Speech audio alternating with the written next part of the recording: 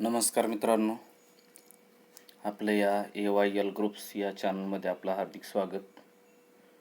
याच्या अगोदरच्या लेक्चरमध्ये आपण TETचा जो पेपर सेकंड आहे इयत्ता 6वी ते 8वीसाठी त्याचा आपण सामाजिक शास्त्र सोशल सायन्स हा भाग बघितला. 90 ते 120 प्रश्न त्यामध्ये होते. आज आपण जॉग्रफीचा जो भाग आहे तो 121 ते 150 प्रश्न जे जॉग्रफीचे असतात आपण आज ते बघणार आहे.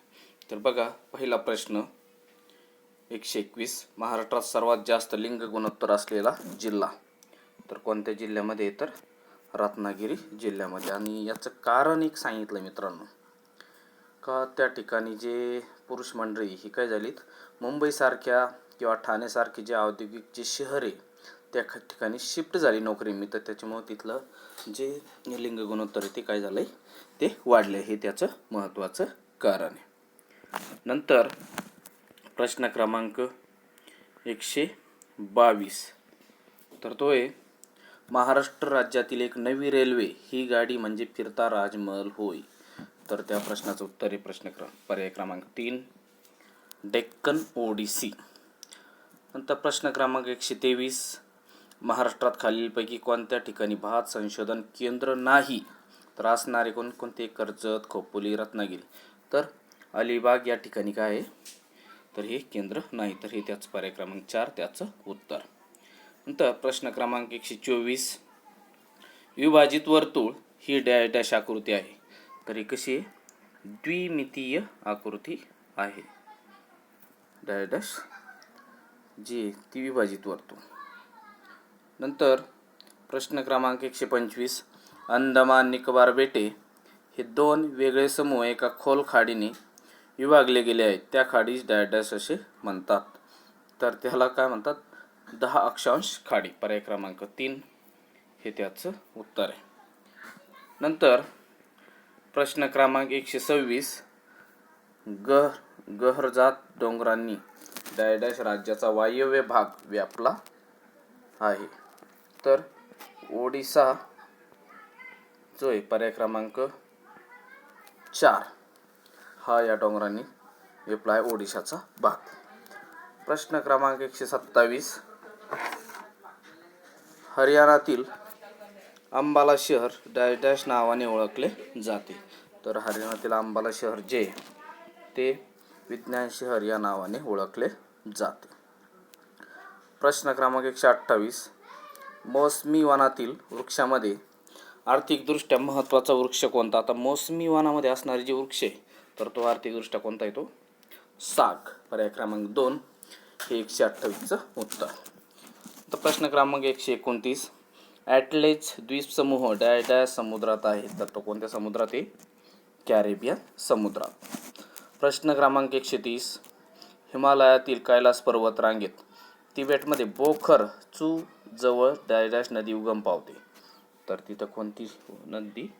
तर सिंधू नदी ही काय होते त्या ठिकाणी ती उगम पावते.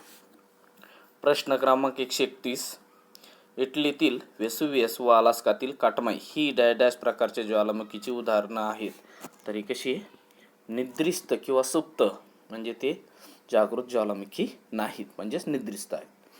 प्रश्न क्रमांक 132. चहा पिकाखालील क्षेत्र आणि उत्पादनात चीनचा जगात डॅश जगात क्रमांक लागतो. तर कितवा लागतो? चहाच्या उत्पादनात चीनचा हा पहिला क्रमांक लागतो. पर्याय क्रमांक 4. नंतर प्रश्न क्रमांक 133. पनामा या कालव्यास डॅशचे प्रवेशद्वार असे म्हणतात. तर पनामा कालव्यास काय म्हणतात? पॅसिफिकचे द्वार असं म्हणतात.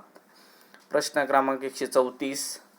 डॅशचा उपयोग हा मुख्यतः आण्विक इंधन म्हणून अणुविद्युत निर्मिती केंद्रामध्ये केला जातो. तर कशाचा केला जातो? थोरियम. आणि भारतामध्ये असणार हा जो केरळची जी मालवारची जी किनारपट्टी त्या ठिकाणी तो वालुकामय जो प्रदेश आहे त्या ठिकाणी हा थोरियम सापडतो बघा भारतामध्ये. तर प्रश्न क्रमांक 135. खालील आकृतीमध्ये हिमवृष्टीचा योग्य पर्याय ओळखा. तर पर्याय क्रमांक 3. तर आपल्याला इथं दाखवलंय हिमवृष्टी तर ही काय पर्याय क्रमांक 3ची ती आकृती हिमवृष्टीची. पृथ्वी सूर्याभोवती प्रदक्षिणा घालते, याला डॅश डॅश म्हणतात. तर याला काय म्हणतात? परिभ्रमण असं म्हणतात. 137 पृथ्वीच्या पृष्ठभागावरील सर्वात मोठे अक्षवृत्त हे कोणतं आहे? तर 0 डिग्रीचं असणार जे आहे ते विषुववृत्त. नंतर 138 माजुली हे नदीच्या पात्रातील जगातील सर्वात मोठे बेट डॅश डॅश नदीच्या पात्रात आहे. तर माजुली हे बेट कोणत्या? आसाममध्ये मित्रांनो. तर ते ब्रह्मपुत्रा नदीच्या पात्रात. प्रश्न क्रमांक 139 सूर्य आणि लघुग्रहांचा पट्टा यांच्या दरम्यान असलेल्या ग्रहांना डॅश डॅश म्हणतात. तर यांना काय म्हणतात? अंतर्ग्रह असं म्हणतात. पर्याय क्रमांक 2. प्रश्न क्रमांक 140